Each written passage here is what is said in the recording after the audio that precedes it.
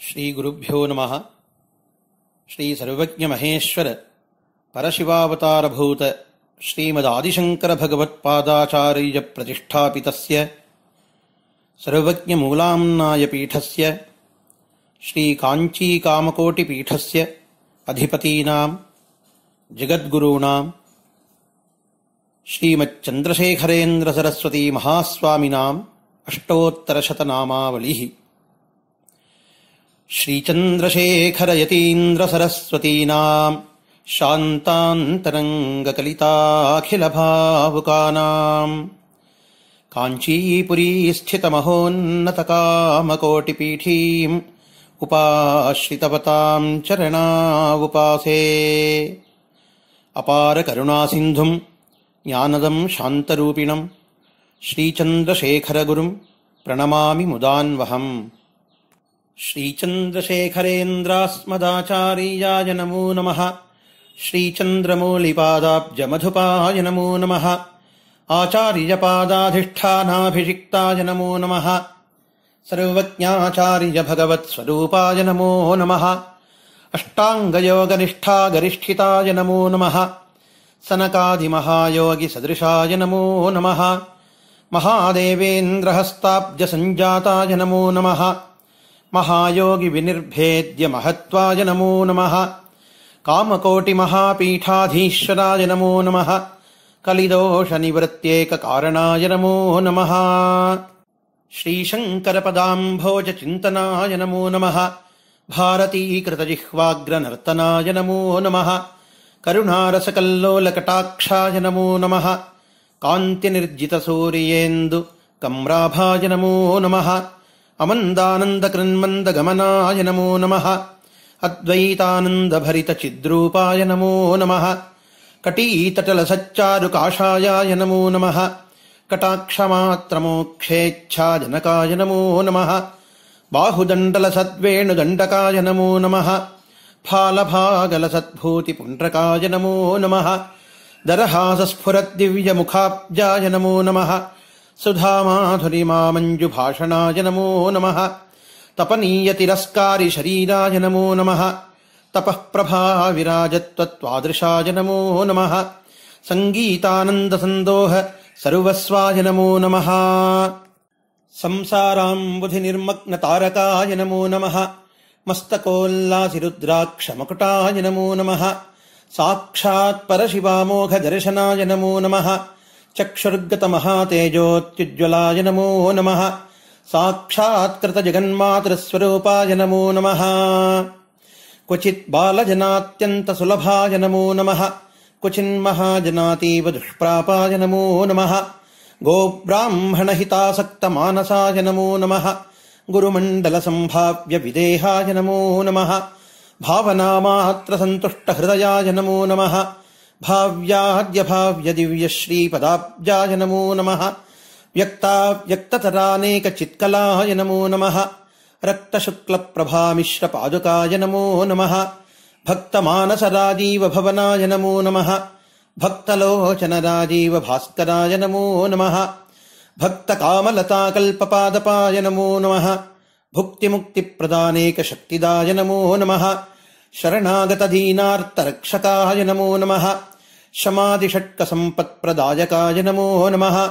सर्वदा सर्वथा लोकसौख्यदाय नमो नमः। सदा नवनवाकाङ्क्ष्य दर्शनाय नमो नमः। सर्वहृत्पद्मसञ्चारनिपुणाय नमो नमः। सर्वेङ्गितपरिज्ञानसमर्थाय नमो नमः। स्वप्नदर्शनभक्तेष्टसिद्धिदाय नमो नमः। सर्ववस्तुविभाव्यात्मसद्रूपाय नमो नमः। दीनभक्तावनैकान्तदीक्षिताय नमो नमः। ज्ञानयोगबलैश्वर्यमानिताय नमो नमः। भावमाधुर्यकलितभयदाय नमो नमः। सर्वभूतगणामेयसौहार्दाय नमो नमः। मूकीभूतानेकलोकवाक्प्रदाय नमो नमः। शीतलीकृतहृत्तापसेवकाय नमो नमः। भोगमोक्षप्रदानेकयोगज्ञाय नमो नमः। शीघ्रसिद्धिकरानेकशिक्षणाय नमो नमः। अमानित्वादिमुख्यार्थसिद्धिदाय नमो नमः। अखण्डैकरसानन्दप्रबोधाय नमो नमः। नित्यानित्यविवेकप्रदायकाय नमो नमः।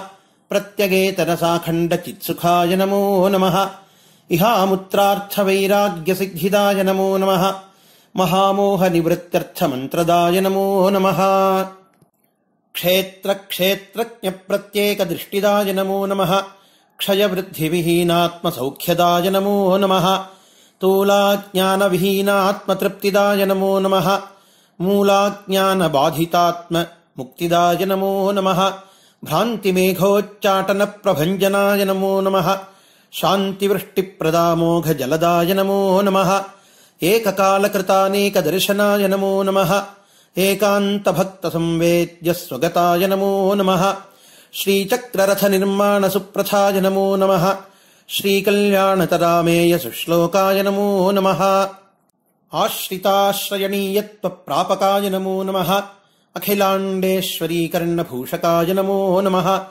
सशिष्यगणयात्राविधायकाय नमो नमः साधुसङ्घनुतामेयचरणाय नमो नमः अभिन्नात्मैक्यविज्ञानप्रबोधाय नमो नमः भिन्नभिन्नमतैश्चाभिपूजिताय नमो नमः तत्तत्विपाकसद्बोधदायकाय नमो नमः तत्तद्भाषाप्रकटितस्वगीताय नमो नमः तत्र तत्र कृतानेकसत्कार्याय नमो नमः चित्रचित्रप्रभावप्रसिद्धिगाय नमो नमः लोकानुग्रहकृत्कर्मनिष्ठिताय नमो नमः लोकोद्धृतिमहद्भूरिनियमाय नमो नमः सर्ववेदान्तसिद्धान्तसम्मताय नमो नमः कर्मब्रह्मात्मकरणमर्मज्ञाय नमो नमः वर्णाश्रमसदाचाररक्षकाय नमो नमः धर्मार्थकाममोक्षप्रदायकाय नमो नमः पदवाक्यप्रमाणादिपारीणाय नमो नमः पादमूलनतानेकपण्डिताय नमो नमः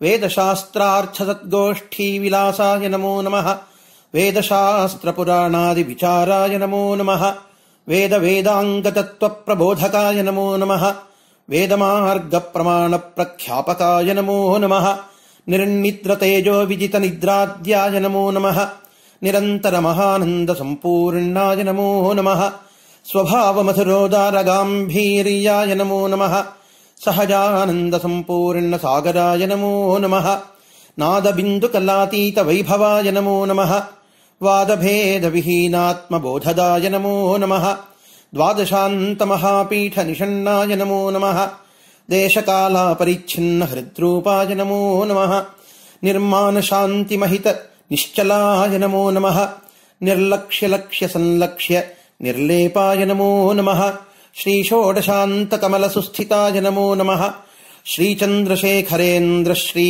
सरस्वत्यै नमो नमः इत्येतद्गुरुदेवस्य नाम्नामष्टोत्तरं शतम् पठनात् पूजनात् ध्यानात् भक्तानामिष्टसिद्धिदम्।